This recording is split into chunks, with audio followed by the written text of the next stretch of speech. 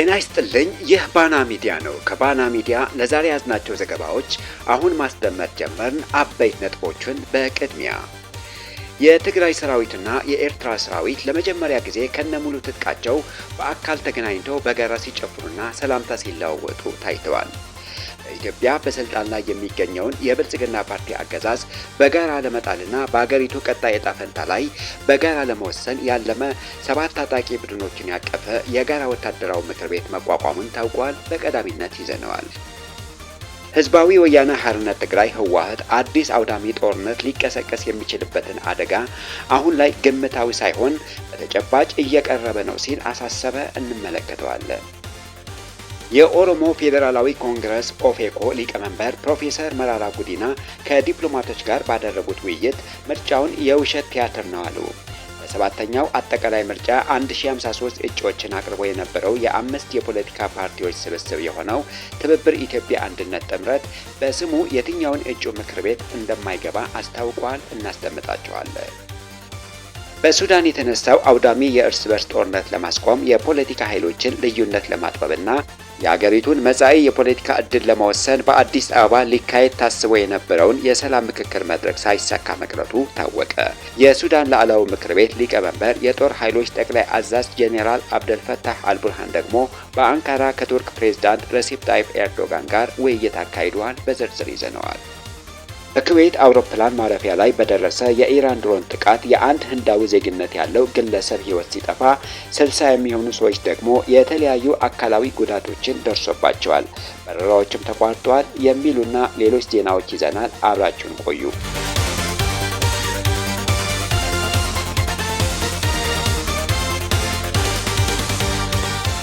በኢትዮጵያ በስልጣን ላይ የሚገኘውን የብልጽግና ፓርቲ አገዛዝ በጋራ ለመጣልና በአገሪቱ ቀጣይ ዕጣ ፈንታ ላይ በጋራ ለመወሰን ያለመ 7 ታጣቂ ቡድኖችን ያቀፈ የጋራ ወታደራዊ ምክር ቤት መቋቋሙ ታወቀ። ሚያዝያ 29 2018 ዓ.ም የተመሰረተው ይህ ምክር ቤት በኢትዮጵያ ውስጥ በትግራይ መቀለ ከተማ ተመስርቶ ሊሆን እንደሚችል ምንጮች ግምታቸውን አስቀምጠዋል። የኢትዮፎረም ዘገባን እንደሚያመለክተው ይህ ስብስብ በአንድ ሀገር ኢትዮጵያ ስር አንድ የጋራ ጠላት የሆነውን የብልጽግና ስርዓትን ለመጣል በሚል መሪ ቃል የተመሰረተ ነው።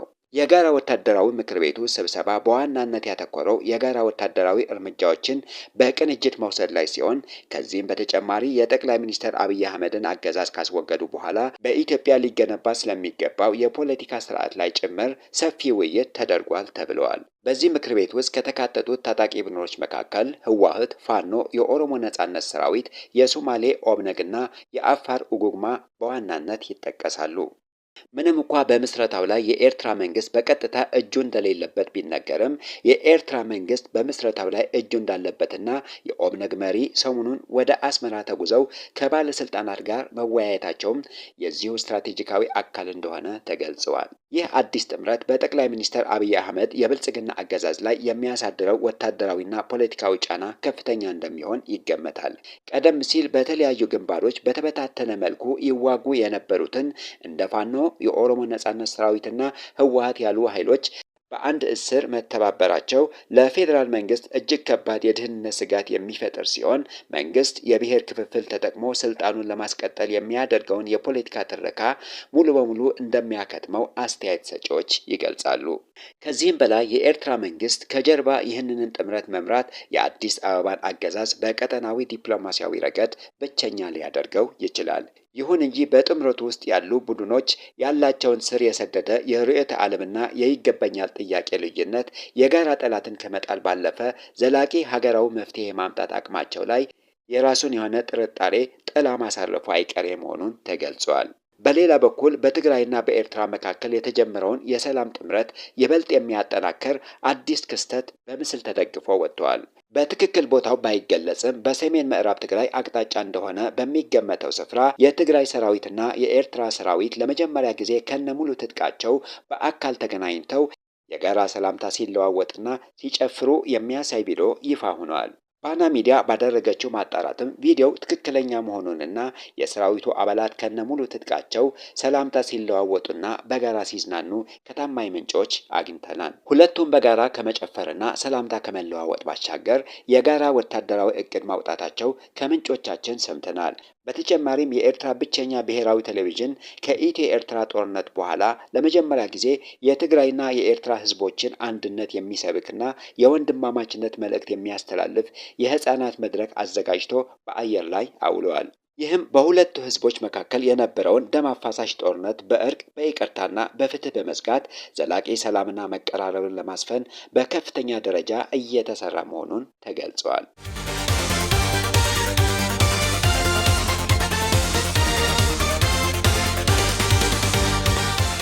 የህዝባዊ ወያነ ሓርነት ትግራይ ህወሓት ከፊታችን የተደቀነው አውዳሚ ጦርነት በአስቸኳይ እንዲቀለበስ አሳሰበ።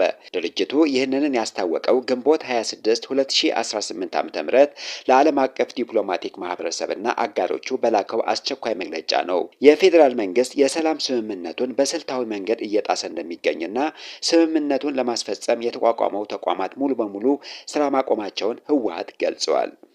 በዚህም ምክንያት የሰላም ሂደቱ ሽባ መሆኑንና የተፈጠረውን የአስተዳደር ክፍተት ለመሙላት በክልሉ ሰፊ የውስጥ ምክክር ሲደረግ መቆየቱን ጠቅሰዋል። ከ1 ሚሊዮን በላይ ህዝብ በተሳተፈበት የከተማ የወረዳና የጣቢያ ምክር ቤቶች ውይይት መነሻ በ2020 እንደ አውሮፓውያን አቆጣጠር የተመረጠው የትግራይ ክልል የህዝብ ተወካዮች ምክር ቤት ወደ ስራ ተመልሶ ሉዓላዊ ስልጣኑን እንዲረከብ በአብላጫ ድምፅ መወሰኑ ተገልጿል። ይህ ውሳኔ የተፈጠረውን የህግና የአስተዳደር ክፍተት ለመሙላት እንዲሁም ህጋዊነትን ለማስፈን የታለመ መሆኑን በደብዳቤው አስፍረዋል። ህወሓት ምንም እንኳ በ2020 ምርጫ ሰፊ ድል ቢያስመዘግብም የስራ አስፈጻሚውን አካል አካታች ለማድረግና 1/3 የሚሆነውን የካቢኔ ቦታ ለተቃዋሚ የፖለቲካ ድርጅቶች ለመስጠት ማቀዱን ይፋ አድርገዋል። በትግራይ ክልል ያለው ሰብአዊና ኢኮኖሚያዊ ሁኔታ አሁንም እጅግ አስከፊ መሆኑን የገለጸው ህወሓት የነዳጅ እገዳውና የንግድ ፍሰት መገደቡ ከፍተኛ የዋጋ ንረትን ማስከተሉንና የህዝቡን የመግዛት አቅም መፈታተኑን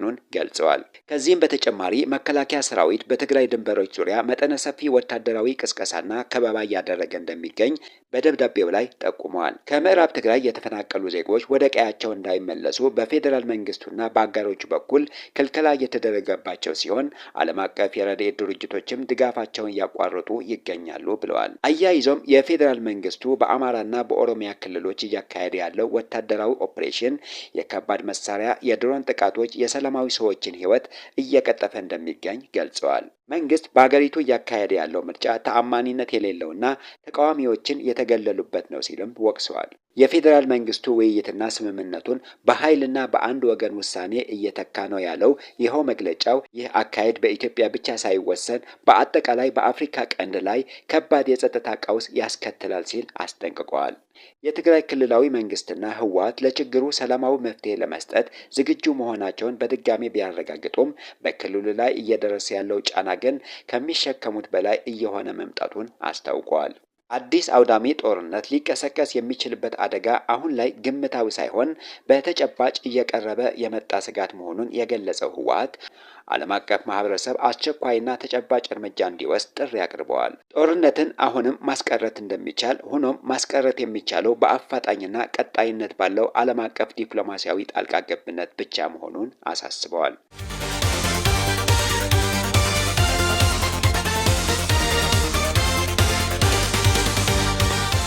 የኦሮሞ ፌዴራላዊ ኮንግረስ ኦፌኮ ሊቀመንበር ፕሮፌሰር መራራ ጉዲና ከዲፕሎማቶች ጋር ባደረጉት ውይይት ምርጫውን የውሸት ቲያትር ነው አሉ። የኦሮሞ ፌዴራላዊ ኮንግረስ ኦፌኮ ሊቀመንበር ፕሮፌሰር መራራ ጉዲና በኢትዮጵያ የተካሄደው ምርጫ የውሸት ምርጫ መሆኑን ለዲፕሎማቶች ገልጸዋል። ዲፕሎማቶቹ ስለ ምርጫው ላነሱላቸው ጥያቄ ፕሮፌሰር መራራ ምርጫውን የውሸት ቲያትር ሲሉ መግለጻቸው ኦኤምኤን ዘግበዋል። በዚህ አካሄድ በኢትዮጵያ ዲሞክራሲን ማረጋገጥና ዘላቂ ሰላም ማምጣት እንደማይቻል አስገንዝበዋል። የኦሮሞ ፌዴራላዊ ኮንግረስ በዘንድሮ ምርጫ ላይ ተሳትፎ አላደረገም። በኢትዮጵያ የምርጫ ሕግ መሰረት አንድ ፓርቲ በተከታታይ 2 ጊዜ በምርጫ ላይ ካልተሳተፈ ስለሚሰረዝ ብቻ ጥቂት እጩዎችን በአዲስ አበባና በአንዳንድ ከተሞች ብቻ ማቅረቡን አስታውቆ ነበር። የኦሮሞ ፌዴራላዊ ኮንግረስ ከታቀደው ጊዜ 5 ዓመት ዘግይቶ በተካሄደው 6ኛው አጠቃላይ ምርጫ ላይም አለመሳተፉ ይታወሳል። በ7ኛው አጠቃላይ ምርጫ 1053 እጩዎችን አቅርቦ የነበረው የ5 የፖለቲካ ፓርቲዎችን ስብስብ የሆነው ትብብር ኢትዮጵያ አንድነት ጥምረት የምርጫ ሂደቱ መሰረታዊ መሰረታዊ ጉድለቶች የነበሩትና ትርጉም ያለው የህዝብ ተሳትፎ ያልታየበት ነው ሲል ተችቷል። ለህዝብ ተወካዮች ምክር ቤት 226 እንዲሁም ለክልል ምክር ቤቶች 827 እጩዎችን ያቀረበው ጥምረቱ በርካታ ፈተናዎች፣ ቅድመ ሁኔታዎች አለመሟላትና በሂደቱ በርካታ ጉድለቶች እያሉ ወደ ምርጫው መግባቱ ገልጸዋል።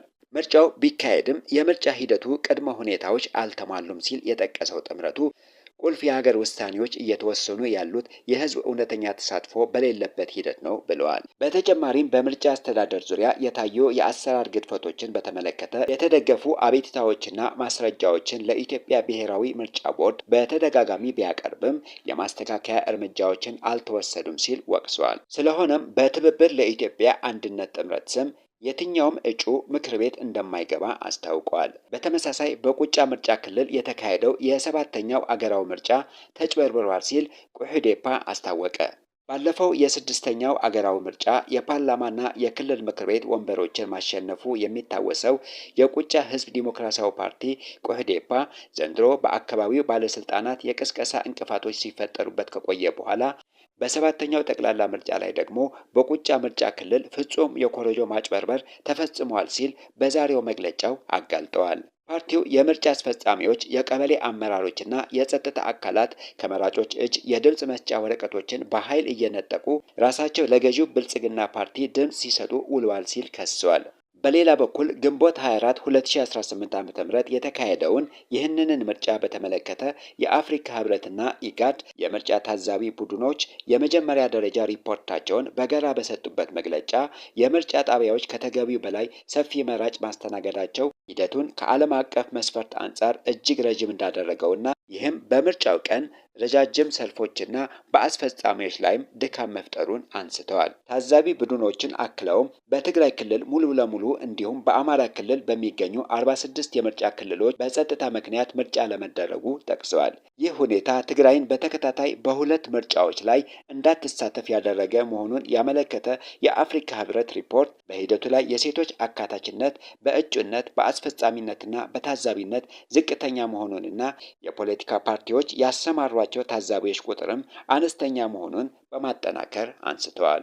በጥበቃ ላይ የነበሩ የጸጥታ አካላት በሂደቱ ላይ ምንም አይነት ጣልቃ ገብነት አለማድረጋቸውን የገለጸው የታዛቢ ቡድኑ መሪና የቀድሞ የኬንያው ፕሬዝዳንት ኡሁሩ ኬንያታ የኢትዮጵያ ህዝብ ሊኮራበት የሚገባው ቀን ነው ቢሉም በዕለቱ የተፈጠሩ ክስተቶችን በተመለከተ ከጋዜጠኞች ለቀረበላቸው ጥያቄ ምላሽ ሳይሰጡ ቀርተዋል። መንግስት ምርጫውን ባልተካሄደባቸው በኦሮሚያ በአማራና በትግራይ ክልል ያሉ ሁሉም የምርጫ ክልሎች ወደፊት መሳተፍ የሚችልበትን ሁኔታ እንዲያመቻችና ሁሉን አቀፍ ብሔራዊ ምክክር እንዲያበረታታ ጥሪ አቅርበዋል። በአጠቃላይ በአገሪቱ የተለያዩ አካባቢዎች በጸጥታ ምክንያት ምርጫውን አለመካሄዱ ሂደቱ ሰላማዊና ዲሞክራሲያዊ እንዳልነበረ የሚያሳይ መሆኑን ተገልጿል። የአፍሪካ ህብረት የመጨረሻውን የምርጫ ሪፖርት የምርጫው ማጠቃለያ ውጤት ከተገለጸ በኋላ ባሉት 30 ቀናት ውስጥ ይፋ እንደሚያደርግ አስታውቋል።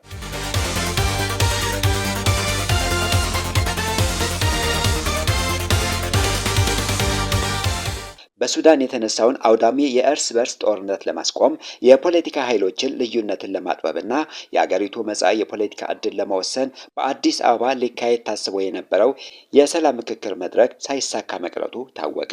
ይህ በአፍሪካ ህብረት በኢጋድና በአረብ ሊግ አደራዳሪነት የተመቻቸው የምክክር መድረክ ሊሰናከል የቻለው በውይይቱ ላይ በሚሳተፉ የፖለቲካ ቡድኖች ውክልና በአደራዳሪዎች የአመራረጥ አካሄድና ለተለያዩ ወገኖች በተሰጠው የልዑካንን ቡድን የሰው ብዛት ላይ የተፈጠረውን ከባድ አለመግባባት ተከትሎ ነው። የታስ ጥምረት ቃል አቀባይ አህመድ ትጉዱ ሊሳን ጥምረታቸው በስብሰባው ላይ እንዲሳተፍ ይፋዊ ጥሪ ደርሶት እንደነበር ቢያረጋግጡም ለጉዳዩ ቅርበት ያላቸው ምንጮች እንደገለጹት በአደረጃጀቱ ላይ የተወሰኑ ከፍተኛ ተቃውሞ ውይይት ሳይካሄድ እንዲበተን ወይም ወደ ሌላ ጊዜ እንዲራዘም አስገዳጅ ሁኔታ ፈጥረዋል። ይህም መስተጓጎል ከዚህ ቀደም በተመሳሳይ የተሳታፊዎችን ስብጥር ምክንያት በተደጋጋሚ የተስተጓጎሉ የሰላም ጥረቶችን የሚያስታውስ ሲሆን በሱዳን መደበኛ ጦርና በፈጣን ድጋፍ ሰጪ ኃይሎች RSF መካከል ያለውን ደም አፋሳሽ ግጭት በሰላማዊ መንገድ ለመፍታት የሚደረገውን ዲፕሎማሲያዊ አካሄድ ይበልጥ ውስብስብ አድርጎታል። ይህ በአዲስ አበባ የተጀመረው የሰላም መድረክ መፈራረሱ በተሰማበት ወቅት የሱዳን ሉዓላዊ ምክር ቤት ሊቀመንበርና የጦር ኃይሎች ጠቅላይ አዛዥ ጀነራል አብዱልፈታህ አልቡርሃን ድንገተኛ ጉብኝት ወደ አንካራ በማድረግ ከቱርክ ፕሬዝዳንት ረሲፕ ጣይብ ኤርዶጋን ጋር ከፍተኛ ውይይት አካሂደዋል። የጀነራል አልቡርሃን ከሀገር መውጣት በሱዳን የመንግስት መገናኛ ብዙሃን አስቀድሞ ያልተገለጸ መሆኑን የጠቀሰው ሱዳን ትሪቡን መሪዎቹ በአንካራ ባደረጉት ስብስብ በሁለቱ ሀገራት መካከል ያለውን የሁለትዮሽ ግንኙነት ይበልጥ ማጠናከር በሚቻልበት ሁኔታና በወቅታዊ ክልላዊ ጉዳዮች ላይ በሰፊው መምከራቸው ዘግበዋል። ከውይይቱ በኋላ የፕሬዝዳንት ኤርዶጋን ቢሮ ባወጣው መግለጫ ቱርክ በሱዳን እየፈሰሰ ያለውን ደም ለማስቆምና ዘላቂ ሰላም ለማውረድ የምታደርገውን ሁለንተናዊ ጥረት አጠናክራ እንደምትቀጥል ያረጋገጠ ሲሆን የሱዳን ሉዓላዊ ምክር ቤት በበኩሉ ጉብኝቱ የሁለቱን ህዝቦች የጋራ ተጠቃሚነት የሚያሰፋ ትብብሮችን ይበልጥ ለማስፋት ያለመ መሆኑን አስታውቋል። በአዲስ አበባ ያለውን ቀጠናዊ የሰላም ጥረት እንቅፋት በገጠመው ወቅት የጀነራል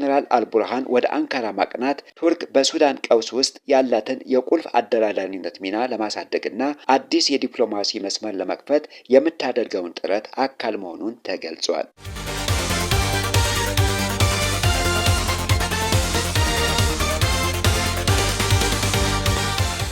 በኩዌት አውሮፕላን ማረፊያ ላይ በደረሰ የኢራን ድሮን ጥቃት የሰው ሕይወት ጠፋ፣ በረራዎችም ተቋረጡ።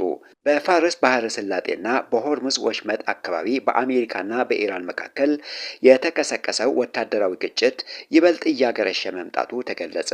ግንቦት 26 2018 ዓ.ም ማለዳ ላይ በኩዌት ዓለም አቀፍ አውሮፕላን ማረፊያ ላይ የተሰነዘረው የኢራን የድሮን ጥቃት ተከትሎ በቀጠናው ያለው የጦርነት ስጋት ከፍተኛ ደረጃ ላይ ደርሰዋል። የኩዌት መከላከያ ሚኒስቴር ቃል አቀባይ ብርጋዴር ጄኔራል ሳዑድ አብዱልአዚዝ አል ኦታኢብ እንዳስታወቁት በርካታ ጥቃት ፈጻሚ ድሮኖች የኩዌት ዓለም አቀፍ አውሮፕላን ማረፊያ የመንገደኞች ማስተናገጃ ላይ ያነጣጠረ ጥቃት ፈጽመዋል። በጥቃቱ ሳቢያ የአንድ ህንዳዊ ዜግነት ያለው ግለሰብ ህይወት ሲጠፋ 60 የሚሆኑ ሰዎች ደግሞ የተለያዩ አካላዊ ጉዳቶች ደርሶባቸዋል።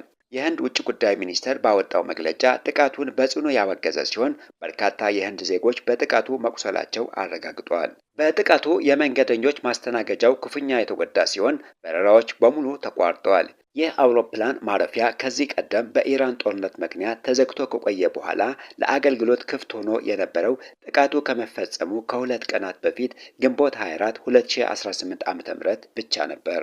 የኩዌት ውጭ ጉዳይ ሚኒስቴር በጥቃቱ የዲፕሎማቲክ ተቋማት ላይ ጉዳት መድረሱን የገለጹ ሲሆን የመከላከያ ሚኒስቴሩ ድርጊቱን የኢራን የወንጀል ተግባር ሲል ኮንኖታል። የኢራን እስላማዊ አብዮታዊ ዘብ በጥቃቱ ዙሪያ በሰጠው መግለጫ እርምጃው አሜሪካ በሆርሙዝ ወሽመጥ በምትገኘው በቄሽም ደሴትና በአንዲት የኢራን ነዳጅ ጫኝ መርከብ ላይ ለፈጸመችው ጥቃት የተሰጠ የአጸፋ ምላሽ መሆኑን አስታውቋል።